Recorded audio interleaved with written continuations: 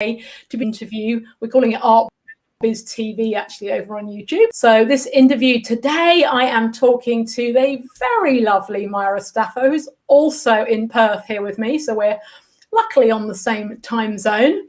So I've got orange and you've got kind of blue and green going. So I think we're sort of coordinated. So welcome, Myra. Thank you, Sophie. Lovely to be here. Super excited. Now, we've just been chatting away, haven't we, before that? And it's like, oh, look, we need to start going already. So we've already had a conversation, everybody. So we're about to have a little bit more of a conversation as well. So as people come on live, now I've got the chat somewhere. If you can just let me know if you can see and hear me, okay, that would be great. So if I toggle across the chat so I can actually see that, that would be really, really helpful. But for those of you watching the replay or watching on YouTube, then do leave us a comment below or ask any questions as we go through, or if you're watching later, because I'm sure that we'd love to come back and answer them as well. So Myra, okay, this is all about an artist's journey today. Now, Myra has quite a story, and so we have a lot of questions and topics to discover and talk about. So I'm super, super excited. And we're going to kind of start at the beginning as well, aren't we? Thank you. Thank you, Karen. Can hear and see you clearly, she says. Okay, great. That's brilliant. Thank you. So tell us a bit about your background, Myra, and what brought you kind of here today. Well, I grew up in Perth, so I've lived here all my life, and I was thinking about my childhood when I was reviewing the questions. And Perth in the 19-somethings, a long time ago, was a much more sort of bush-orientated suburb. Lots of trees and so on, and lots of places for a kid to explore. So I used to take off on my bike and I'd be gone all day and just came back when I was hungry, kind of thing. And so that was my childhood, very much exploring nature, going down to the river, going out in the bush. And then my family had a very modest beach shack that my dad had built. And we used to have weekends and holidays at the sea down near Miami. And it was an idyllic childhood, really. And I think a lot of those early experiences of nature and inventive play and making your own fun has really impacted on the rest of my life in terms of my response to the world around me. So it was a very fortunate childhood. My parents, it was just a middle-class conservative family life, but my dad was very DIY sort of dad, and he had a shed and we'd tinker about in the shed, and I learnt to use tools and all of that kind of stuff. So that's also been really useful. And he was very interested in photography. He was an amateur photographer. And this was back in the day where you used film, and he would turn the kitchen into a temporary dark room, and we would learn to develop our films, and then we'd print them. So that was an interesting introduction. And, of course, photography has stayed with me since that very first little toy camera I had when I was 10. So photography is something that I use every day. And I credit him with getting me interested in it. Yeah, absolutely. That's amazing, isn't it? It's like you're describing a different era. I know that. Yeah, it was a totally different era. And I mean, I'm totally ancient. I'm a typical baby boomer and very much a product of my time. And a lot of things that happened during my, say, university years were a lot of those really times of social change that were going on, where you had things like happening with the women's movement, and a lot of things that were really hard fought for during those years are things that are now taken for granted, like equal pay for women, for example. Yeah, absolutely. Lots of opportunities that people don't actually realise came as a result of that social change. So it was quite a dynamic time in lots of ways, from art and culture and music. A lot of experimental stuff was going on in society at that time. Somebody says that they totally understand your childhood. So I guess that must be another, are you another perfect? I mean, I have to say where I was, it was very country, and you did ride your bike and you came back, like you said, when you were hungry. And it's a shame that perhaps it's not that same world, you know, anymore. But I think as an artist, you absorb all of that stuff. So from that childhood, what was the next step for you then? Well, I was very fortunate in that from the age of about 12 or 13, I knew that I wanted to be an artist and an art teacher. Wow. I did have a good art teacher when I was at junior high school. And then I was lucky enough to get a scholarship to a specialised high school. It was a new program, the special art schools, and I was among the early students who partook in that. And it was a fabulous insight into what an artistic life would be like. And all of my classmates were people who were on the same page as me, and we had some of the best Perth artists teaching us. And so I was going to exhibitions when I was still in high school. I was, you know, going out on painting trips on weekends with my girlfriends from school and that kind of thing. So it was very much an artist. In my whole life has been very much an art-oriented, art-focused life. I've never had another kind of job. But isn't that lovely just to know? It's like, this is it. This is my thing. This is what I'm going to do. Exactly. I think so many people are coming to art later on, and it's like, I think you're very, very lucky. Somebody says, the freedom of the childhood that they meant. I can't see the names, unfortunately, on this silly software, but brought up in Singapore and the UK. Okay, that's two very, very different. Exactly. I know about the UK, but I'm not so sure about Singapore. Yeah, having the freedom as a child is wonderful. Yes. So was there something, so at age 12, I mean, did you know before? Or did you have an inkling, or was it like an overnight thing? My earliest memories are of making things. I was always making stuff. So I would make stuff out of paper. I would draw. I would poke around with little bits of wood. And because my dad let me come in the shed and, you know, glue bits of wood together and stuff like that.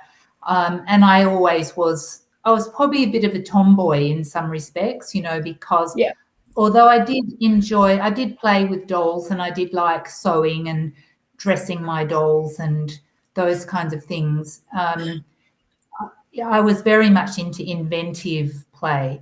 And you've got to remember that in those years, there wasn't a lot of distraction of other things like technology, for example. Like we had no TV when I was a kid until I was in probably late primary school.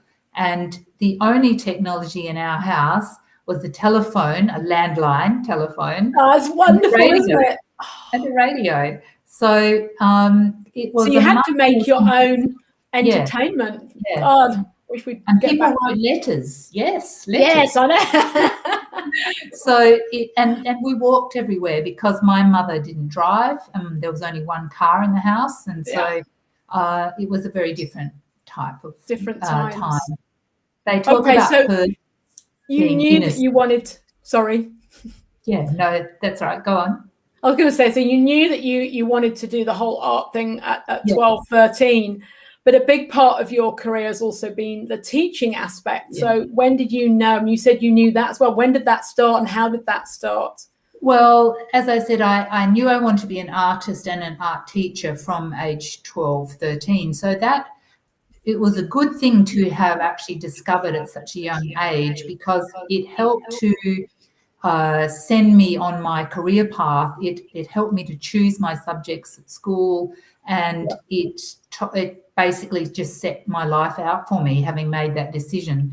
And so when I finished school, I went on to university, to art school, and this lovely young, sweet, young, innocent girl rocks up to art school, and again had some fabulous teachers, but the society that I grew up in was very much, okay, so right, you go to university and then you go and get a real job. Yeah, and that's right. You go to work. You don't go wafting around and sitting on your on your behind just doing nothing and just thinking, oh, maybe I'll do some art, or living some kind of bohemian life. I mean, some people did, but not the people who came from my family. Yeah. So It was it get was a very real much job. you get a real job. And Yeah. for women in particular at that time, the real jobs that women had, if they weren't domestic goddesses with children very young, they went into nursing or teaching or secretarial work. So teaching was considered a respectable, reasonably well-paid job, and people had a better attitude, I think, in lots of ways to the teaching profession in those days. So, and did you choose? Were you teaching in schools at that point, or did you choose? So I trained as a secondary school teacher, and my first position was in a very small country school where you have to be very. So, as a state school system school, you have to be very versatile to work in that kind of environment. I was like 400. I can't remember if it was miles or Ks away from Perth, 4 hours driving anyway, away from. Oh my God. But I didn't last very long in that system. I ended up teaching in the private school system, and I found that suited me a lot better. And when did you transition then to teaching adults? So I taught in secondary schools for probably about 15 or more years. And then probably about the time that my daughter was born, I decided to retrain, not so much retrain, but just do postgraduate work. So I went back to university and studied part-time and worked part-time and parented full-time. So it was a big balancing trip. But it was a good thing to do. So after that, I worked only part-time, which gave me a bit more time to do my own artwork. And it worked out quite well doing it that way. Creating those two things. So what would you say that you really love about teaching? Like, you obviously when you look up, you said it must be a misprint, Myra, but you say that you've been teaching for 45 plus years. No, you must have actually been teaching since you were 5. Well, literally, I have been teaching since 1974. I graduated just a little bit before then. And so when I started teaching, I was really only probably 4 years older than my older students. Yeah. And so there was a really lovely appropriate friendliness. You always still have to maintain that certain decorum and that certain separation that professional teachers. You kind of understood where they're at because you were that boundary. I understood my boundaries, but at the same time, we had a lot of fun. And for a lot of teenagers, the art room still is, but also was, a refuge. And it was a place for them to explore themselves as much as it was to explore the materials and the processes that I introduced to them.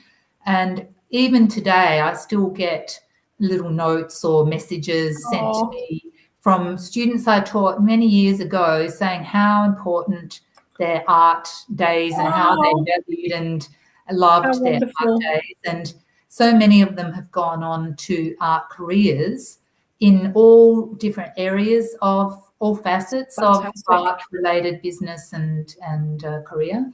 And it's very satisfying to see that they've achieved their goals and have done wonderful things.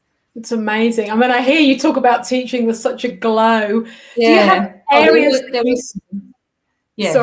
you have areas that you specialize in? Like now, having taught for many years, things that you particularly like teaching?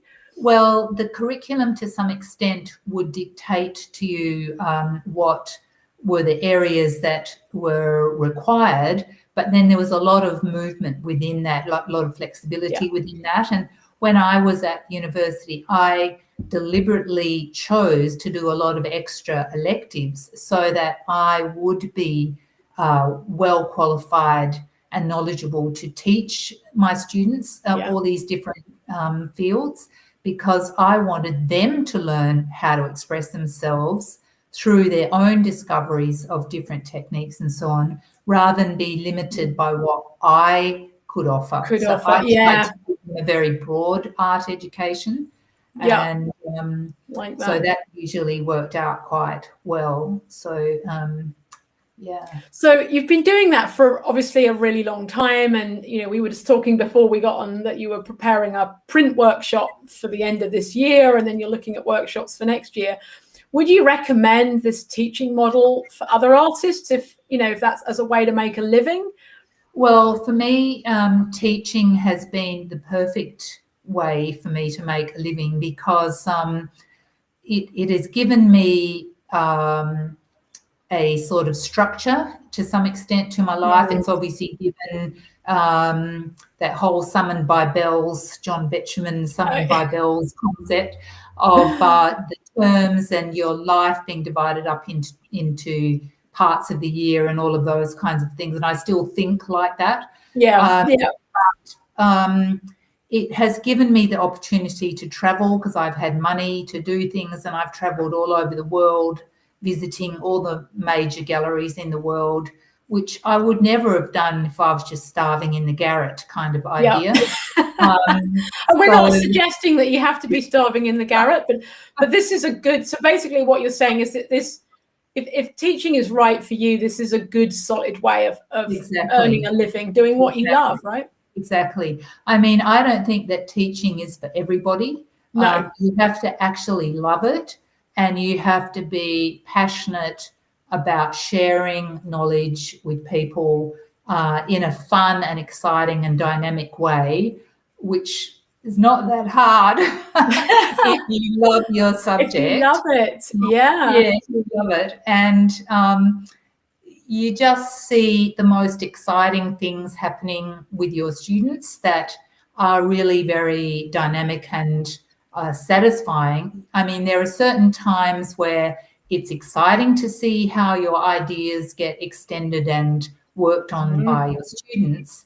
But then I have to say there are times when that's also a little bit frustrating, not so much for me now, but when I was still a high school teacher, where you didn't have the time to explore stuff yourself. Your kids were doing it. Yes, yes. And that was the point I gave up. Idea. Yeah, because you're just looking, you're like, they're doing it. Yeah. But in the main, it was, it has always been my career path, my chosen career path. And as I said before, apart from when I was at university waitressing and selling shoes, it's the only job I've ever had. It's wonderful, isn't it? What do you think is the most important part of being a good teacher? I think being knowledgeable and passionate about your subject, and being very patient and authentic about the way that you work with your students. You've got to bring out their creativity without you've got to offer a certain amount of technique and a certain amount of suggestion, but at some point it's their work.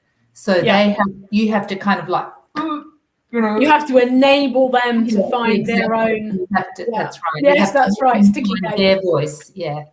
And so sometimes that can be something of a challenge. And it's interesting now that I am working with more mature age students, because after I finished at teaching high school students, I went into the TAFE system and taught people from the age of 17 to 70 plus. And now I teach in community arts in a Tresillian in the community arts area. And so most of my students now are people who have retired and who are looking for art to be a leisure activity and a fun activity. And these are people who've been CEOs and had major careers. And so it's quite a different clientele, and I'm really enjoying the interaction on a completely different level with this group of people. And it's wonderful working community arts because, of course, there is so much less pressure. There is no report writing. There's no exams. Yes, that's right. There are no visual diaries to mark. Yeah. And so that has also been very energizing as well. And I'm only teaching one session a week. So the rest of the week I'm in my own studio. And that's a really good link. Exactly. Yeah, it is. What I'm doing in my own studio then bubbles back into my classroom, and vice versa. You know, there's always this interchange of ideas and processes that come from the students and my classroom to my own work in my studio, and then back from my studio back to them. So it's like a never-ending dialogue, really. I like that. Okay, that's pretty cool. I was going to just say, tell us a bit about the journey of your own art practice, but I think you're already starting to tell us that. You know, do you work with themes, or do you just how do you pick what you're going to paint?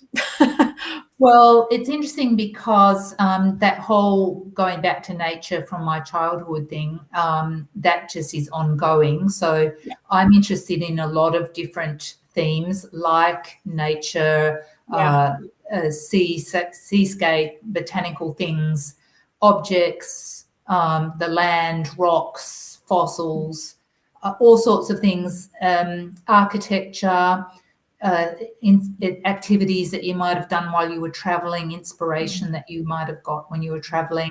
Sometimes it can be the lines of a song or something you read in a book that triggers a whole train of thought.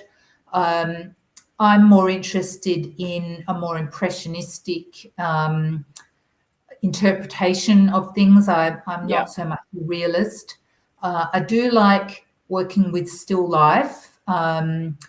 The idea that Cézanne used to talk about how sit still and they won't talk back to you and stuff like that. And apart from apples dying, they are behaving themselves without the change and without clouds coming in and rain. That's right. Light changing and absolutely.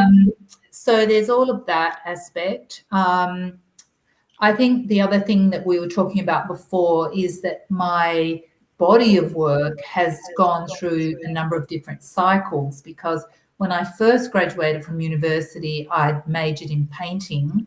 And then when I went back and did postgrad, I majored in ceramics because I became more interested in working with clay towards the end of that first degree. And so I established quite a well considered pottery studio, ceramic sculpture studio.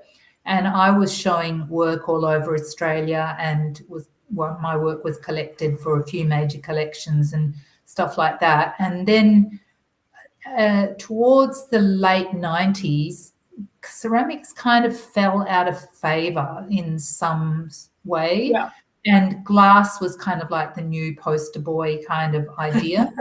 And so I did that whole pivot into a new direction of finding my way through glass. I'd always been interested in glass. It has always you know, when I was traveling in Europe, I saw all the beautiful big stained glass windows in all the big cathedrals and that kind of thing, and a lot of the more contemporary glass coming out of the factories in Scandinavia and so on. That was very popular around about that time. So I studied as much as I could about glass. I've been to probably 20 different workshops, master classes with some of the world's most interesting glass operatives, artists and teachers. And now I've sort of come to another turn in the road where I feel I'm starting to leave glass. I feel like I've found out all I want to know about glass. Yeah, okay. And I was saying to you before, glass is a very expensive material to work in and very physical, and I'm obviously not getting any younger. So I sort of felt that it might be time to consider paralleling my going back into painting, which is where I started, because you need huge amount of equipment and studio space and a lot of muscle, literally physical muscle, to operate in the glass field. Right. And so I thought maybe while I'm still able, I should start maybe focusing back more on my painting. So that's what I've been doing. But in doing that, I've given up all of that connection and all of that, if you like, sort of reputation, I suppose you'd say, to kind of almost come back to having to start again. And I've done that. But you're still you, though, aren't you? You know, you're still your own brand. I think still you. Yeah. So, and we were talking before about what was the correlation between all of those things like pottery and glass and painting. Yeah. And a lot of those themes that I'm primarily interested in are just flowing right through the whole story. So if you like, that's what my consistent pattern is. Yeah. It's what I'm thinking about. You know, it doesn't really matter what material I work in. Absolutely. I think what I'm expressing. I think that's actually quite key. I think so long as you have that theme, that thing that you're interested in, how you explore it is almost irrelevant, isn't it? So that's wonderful. Now I know that, you know, in terms of exhibiting, you're part of a group here in Perth. Tell us a little bit how that group is formed. I'm lucky enough to belong to the Just 10 Contemporary Artists group, and there were originally 10 and now there are 9 women artists who met as part of a Facebook call out for artists who might be interested in walking as a group and trying to get a bit of exercise. And so that was our primary startup. We met one day and we all started walking, and that group then we've kept walking, and we've now been walking for 5 years. Wow. And we meet about twice a week, and we do our 45 minutes to an hour walk, and then we'll have a coffee and or breakfast, and we talk about all things to do with art. You know, if we've got a particular question that somebody might know the answer to, or perhaps maybe ask for a critique for a particular piece of work. We might share the dropping off to exhibitions, you know, so if someone might be doing one of the country exhibitions and someone will say, I'll take that up to the depot for you, or I'll pick it up. How wonderful. That kind of thing. So we've been a very supportive group for each other, and we have quite a lot of expertise within that group. That means that if you have something that you're pondering, you can usually get the answer from somebody in the group. So you've almost started a mini mastermind there then. I think initially when I heard about I just thought you were a group that I knew you walked, but I thought you were just a group that walked and exhibited together. But actually you're way more than that. More than that. Yes. Well, I guess when you've been together and you've seen each other twice a week, rain, hail and shine. Absolutely. At, you know, sometimes some very ungodly hours, you build up a sort of certain level of trust and a certain sort of collegial togetherness, which I've found has been absolutely invaluable. And I think all the other women think the same, that it's been a really important thing that we are lucky enough to belong to.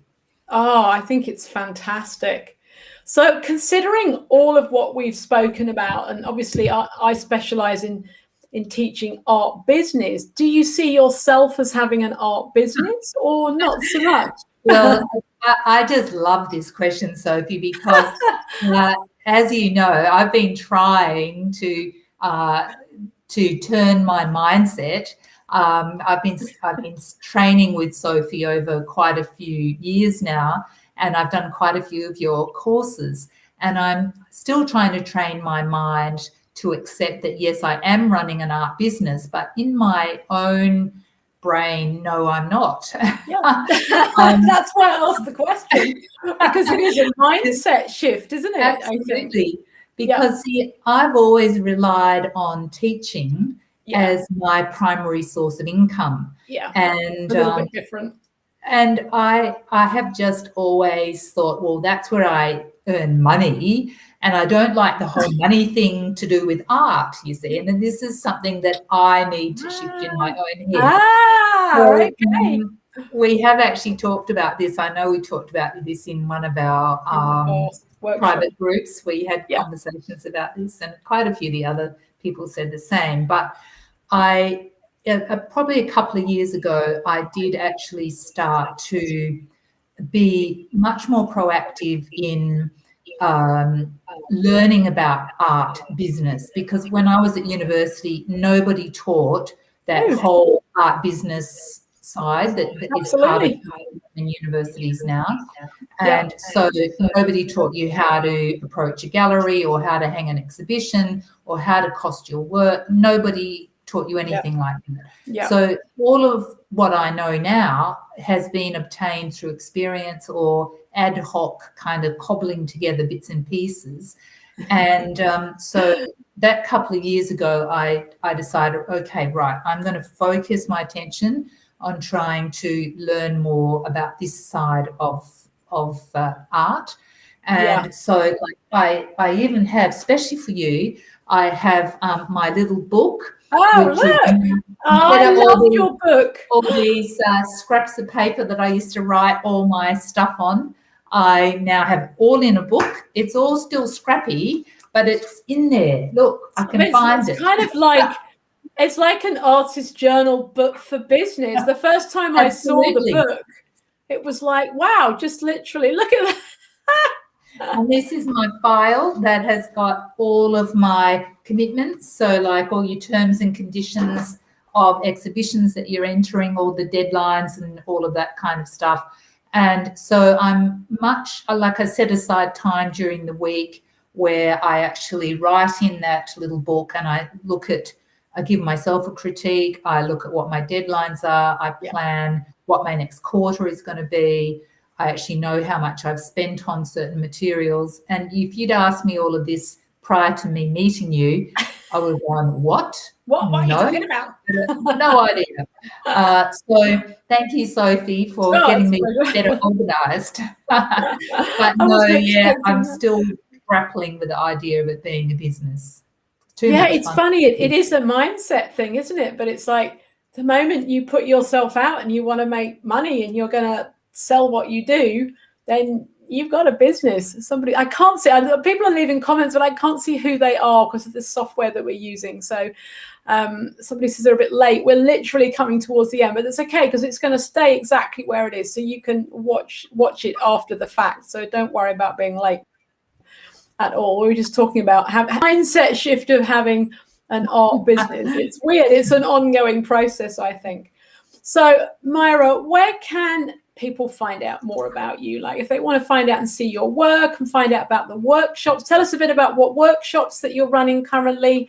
If you are that CEO in Perth and you want to learn, what are you currently running and where can we find out about it? Well, I've got my next workshops coming up at Jackson's drawing supplies store in Subiaco in November. From memory, that is the 18th of November. It's a Saturday anyway. Okay. And you can find information from them in store, but it's going to be a printmaking workshop. So that will be a lino printing workshop, so 3.5 hours. And then I've got several exhibitions running through till the end of this year. So next deadline is St. Hilda's, which is coming up at the end of this month. And that's a 3-day plus opening exhibition, and I've got a stand of about 4 meters worth of work in there. And I'm going to be involved in the glass exhibition at Zigzag Gallery in Kalamunda. Yes.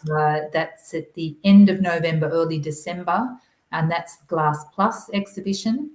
And then to finish the year, I'll be at Juniper Gallery, where they will be having their charity special event for the Christmas Lifeline charity. And so I've got some little tiny little paintings in there that are going to be raising money for charity for Lifeline. So it's just a way that artists will often get together to do things positively for the community and to give back to society. And can we get all this information on your website? Yes. Great. So there is my website. You'll find my website is a bit clunky, but it's there. So that's www.myrastaffa.com.au. And I will put all the links to that. And of course, you're on the socials as And well. the social media, probably the best way to find me, because I'm always there, is Instagram. And that's at Myra Staffa. And I'm very active on Instagram. You are. And I do enjoy sharing my process and showing people day to day, or at least week to week, what I'm working on. And that's probably my most up-to-date. You're great actually with the Instagram, because I engage. Instagram shows me straight off, and it just is like, it's a really inspiring journal of all these things that you're doing and exhibitions and all this stuff. So follow Myra, please, because you'll be totally inspired. If you haven't been inspired already, you'll be even more inspired on a day-by-day basis. Thank you so very much. This has been so exciting, and it's so wonderful to find out, all these bits and pieces right from childhood to today.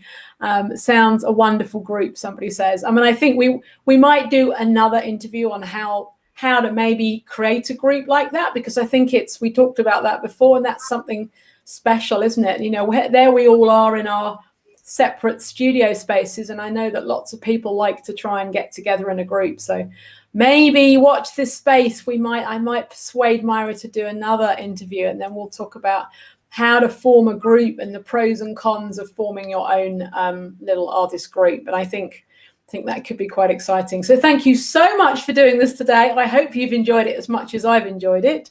It's been fun, and it's been very interesting to reflect on the questions that you posed. So thanks for putting those together, because it's good thing to do from time to time, to just actually take stock of where you're up to and what you're thinking about.